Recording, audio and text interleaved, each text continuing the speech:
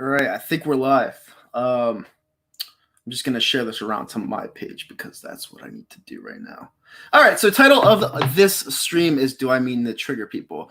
What is going on, everybody? Happy Memorial Day. I took off today. I'm enjoying this lovely, lovely, lovely, lovely inside weather today. I have my Celsius heat. What is it? Day number 81 of lockdown. I don't know when we're gonna get out of this. I stopped predicting a long time ago. But honestly, I'm gonna do this stream before I get put in my coffin later by some guy on Twitter that I don't even know who he is. And just, my friend Zomp sent me something saying that this guy was going to bash you or whatever. I don't give a fuck. He can do whatever he wants. I'm not gonna respond to him. Anyway, let's talk about this. Do I mean to trigger people? No, I don't mean to trigger people. What I mean to do is put out my thoughts and opinions, my own formed thoughts and opinions for you guys to hear. And if you like it, cool. If you don't like it, awesome. As long as you guys watch and as long as you guys subscribe, I don't really care, to be honest with you. I'm here to entertain the public. Now, am I one of the only Eagles fans out there that gives harsh criticism towards Carson Wentz, even if maybe he doesn't necessarily deserve it at times?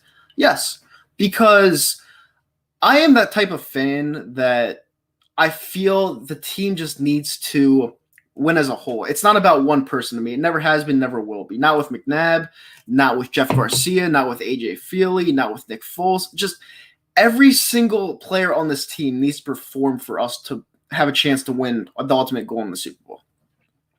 And to me, Carson Wentz has not done that. So whenever I say that, it just triggers this crowd on Twitter that they just all try to gang up and try to bash me. But little do they know is I've been on YouTube. I've been on Facebook. I've been on Twitter since 2011. I've seen and heard it all. Nothing's going to bash me. Nothing's going to take me down. Now, my friend Zomp, and he didn't want me to mention him, whatever. I don't really care. My friend Zomp didn't want me to mention him, but he's the exact opposite. He is very sensitive, and he didn't want to come on the show because he feels that people will bash him, and that's fine. Some people can take it, some people can't take it, but it is what it is.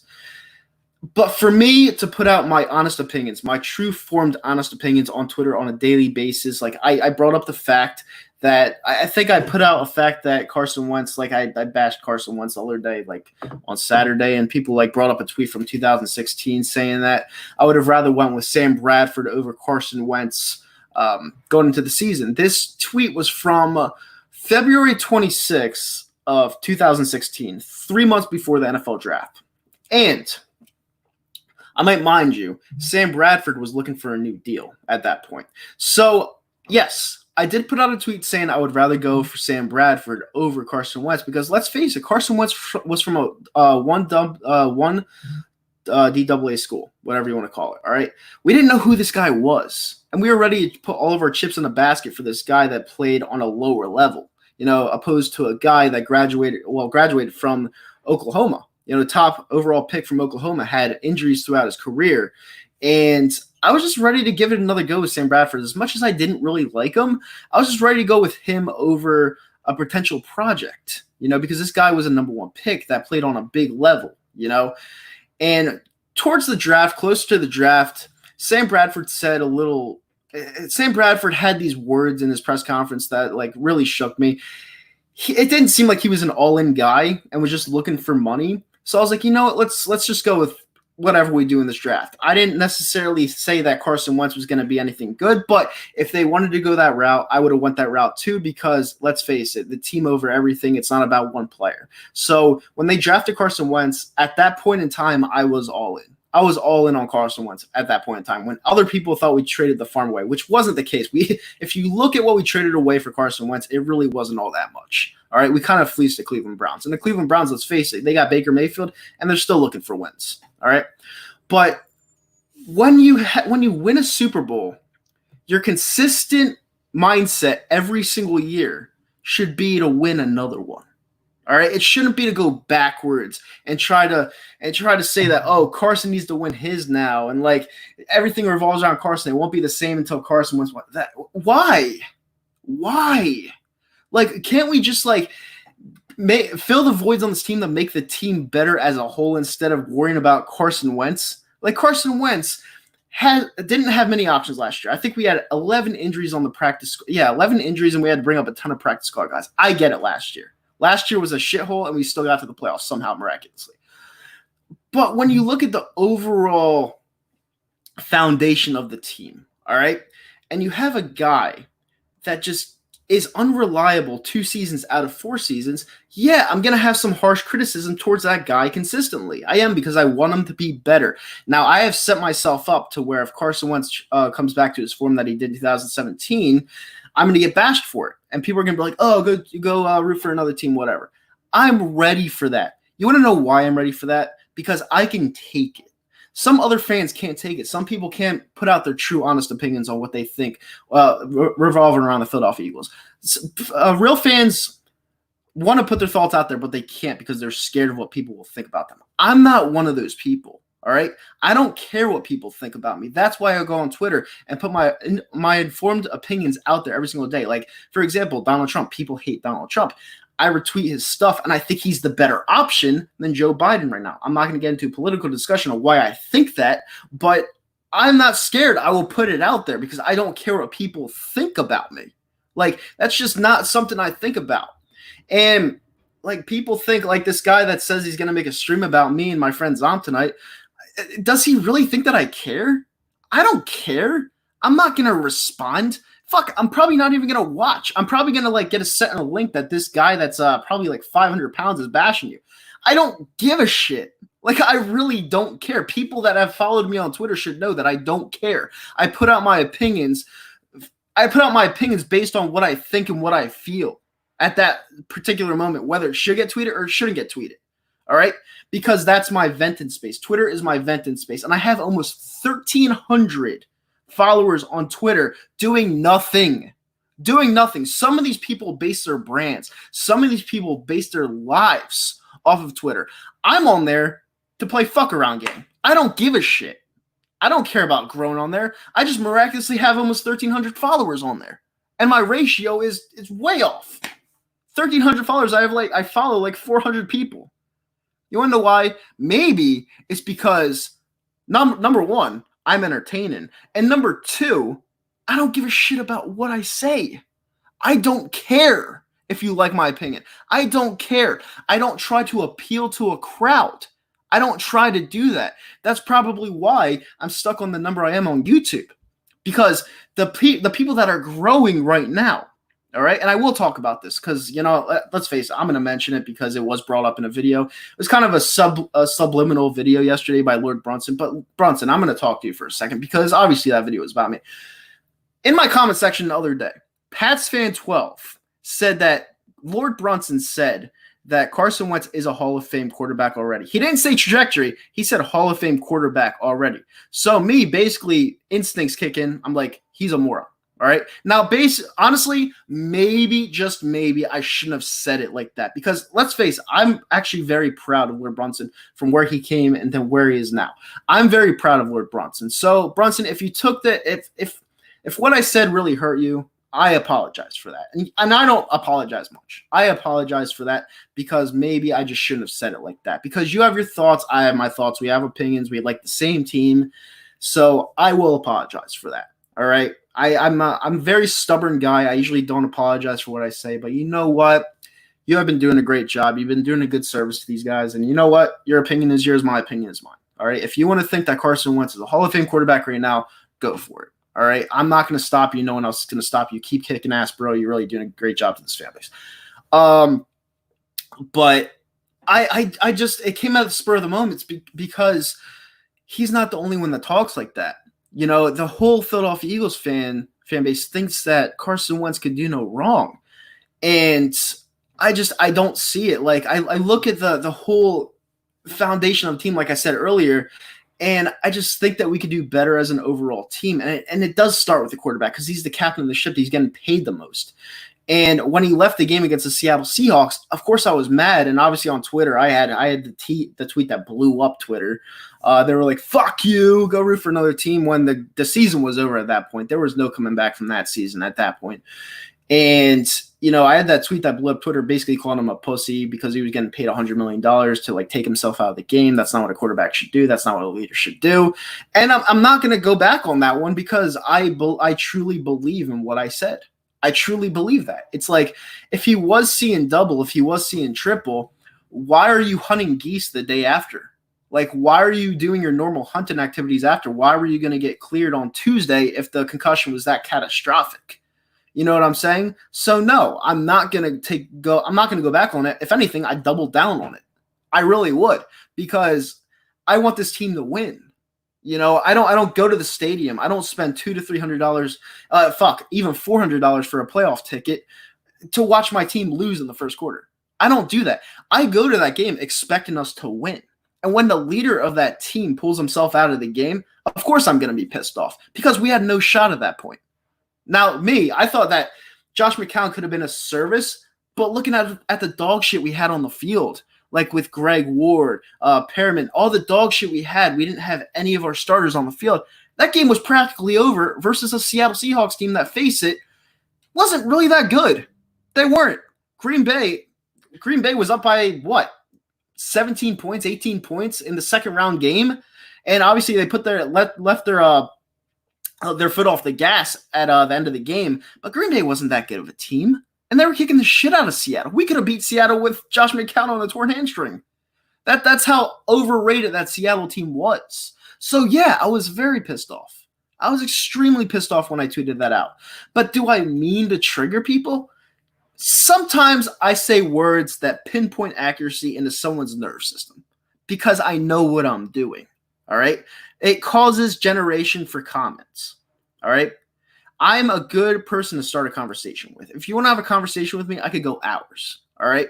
I do it sometimes on purpose. Yes, but I do not mean to trigger people, to hurt people. That's just not what I do. I don't trigger people to the point to where, they want to jump off a bridge. I don't do that. I just do it minorly. And I know someone's going to blow it up. Well, you just contradict yourself. I pinpoint words. I don't go ahead and trigger people with sense. I pinpoint words to start a conversation. That's what I do. All right. It's called a good marketing strategy for what you want to build. And that's just what I do as a person. That's what I do as a content creator. I just do the right necessary things to make me better and to provide put out content that makes Eagles Nation entertained in these tough times. That's what I do.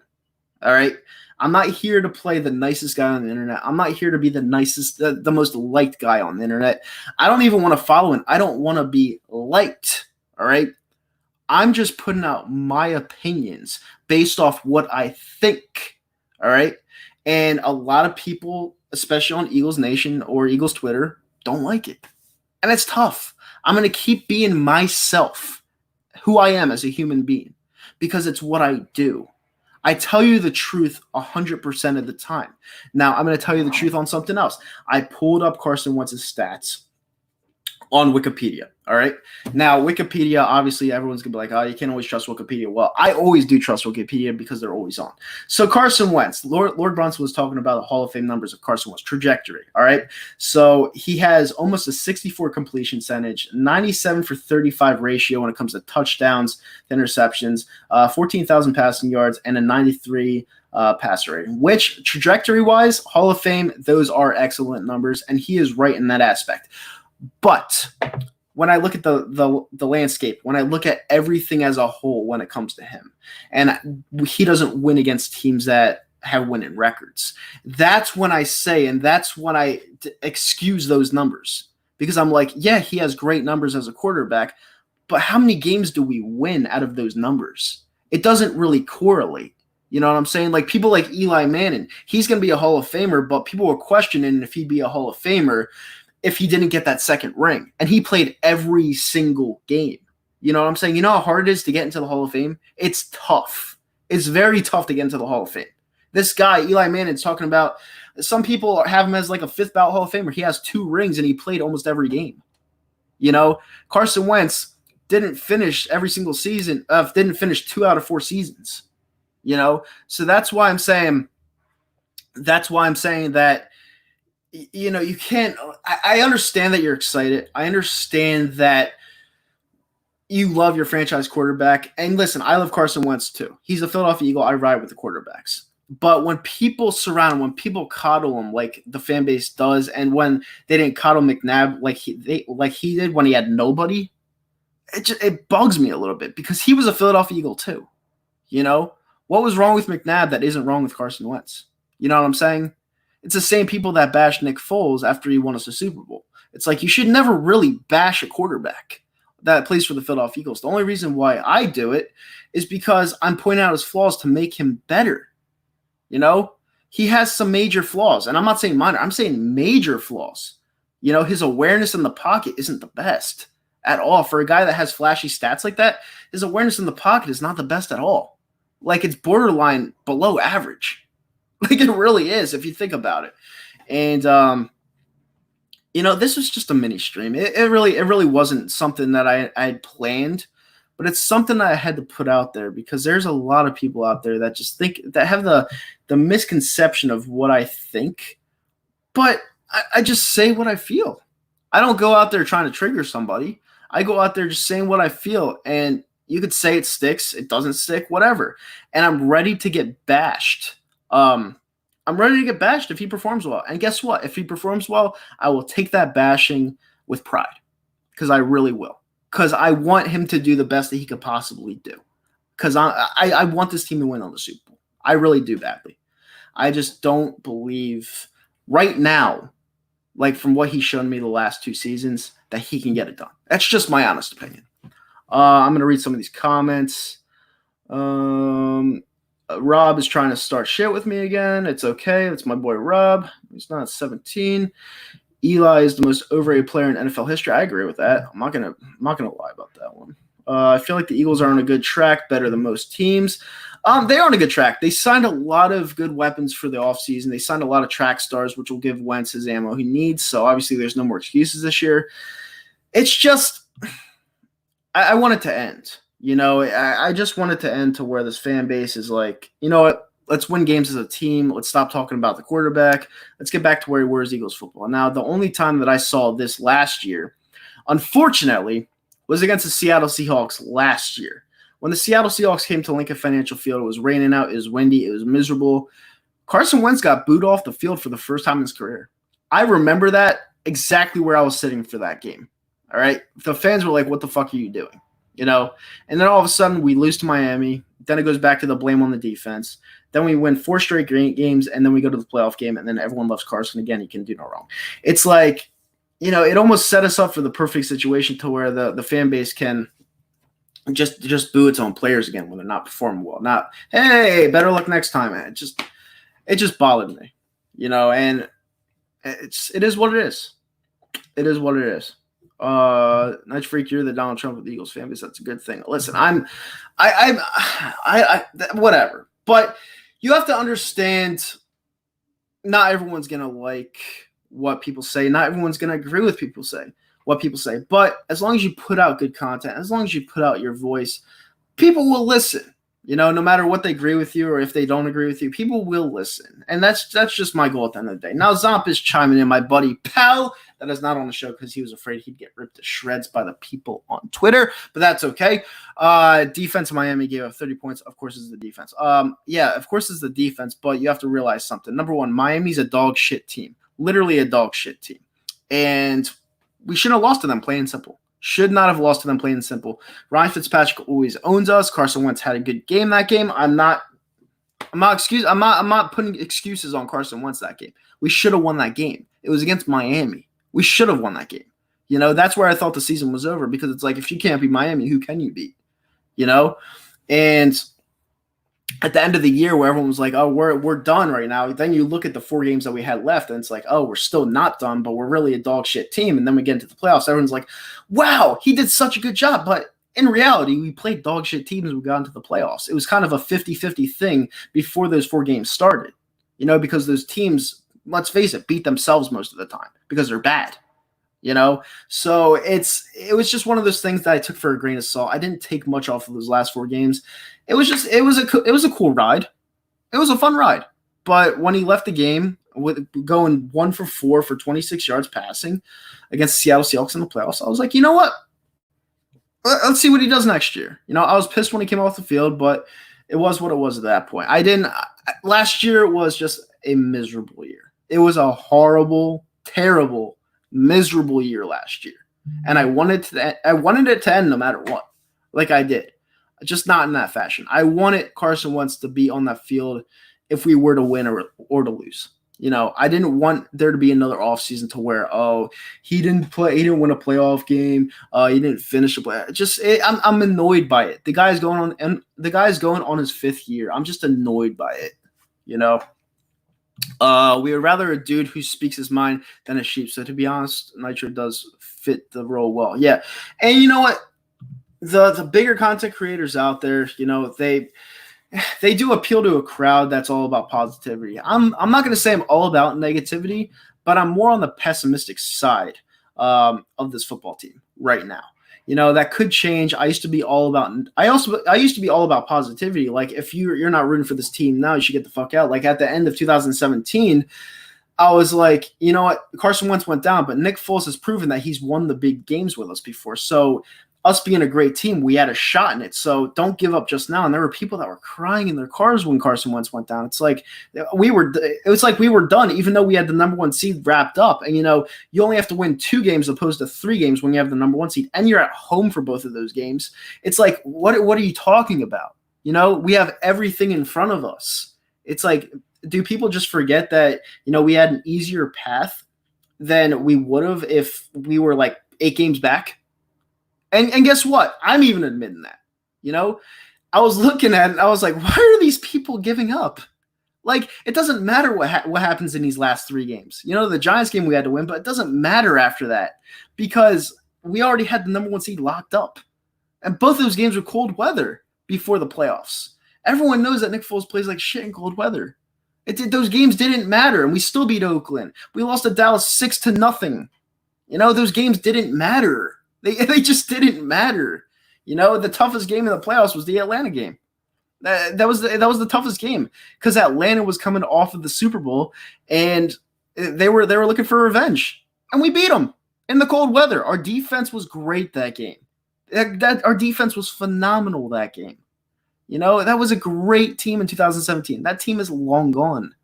Our defense isn't that good anymore. Our offense isn't that good anymore. It's a different team.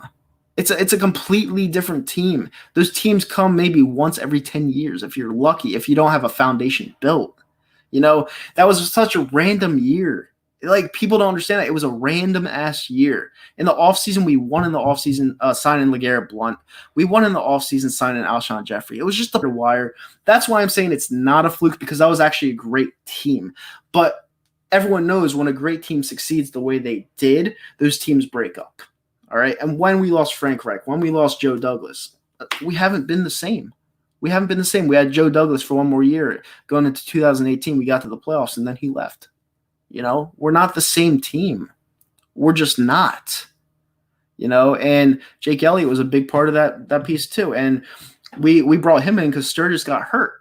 We brought Jake Elliott off of, what was it, the Cincinnati Bengals practice squad, and he came in, and now he's our signed kicker for years to come. It's just fluky stuff like that just goes our way, that didn't go our way before. It wasn't about Carson Wentz in 2017. It was about the team as a whole. That team played together. The team isn't playing together right now. It hasn't for the last 3 seasons. And you can argue that the team played better and with more passion when Nick Foles came in. Because once we went into the LA Rams game, we were 13.5-point underdogs. And we were kicking the shit out of them at one point. The team had a spark by Nick Foles coming in. It should have been the other way around when Carson Wentz was playing. We didn't look that good that we did against the Rams, that we did against Carolina or Dallas. We didn't look that good. It's a spark. Teams get hot. 2018, we weren't that good. We got really hot. And, it's just stuff like that makes me have these streams, because sometimes you just got to vent and just say, you got to say what's on your mind. That's what it is. But anyway, guys, I feel like I'm talking your ear off right now. And thank you guys for commenting in. I really appreciate it. 25 minutes in. And If you like this stream, hit that thumbs up button. This was a YouTube and Twitter exclusive. This was basically just running down things about people saying that I'm just out there to trigger people. That's not the case. I'm not 12. All right. I just say what I say because that's what I truly feel. And some people like it. Some people don't like it. But with that being said, I am out of here. You guys have a great rest of your Memorial Day. It is 11:50. I'm about to eat. Yeah. Have a great day. I'm out of here. Bye.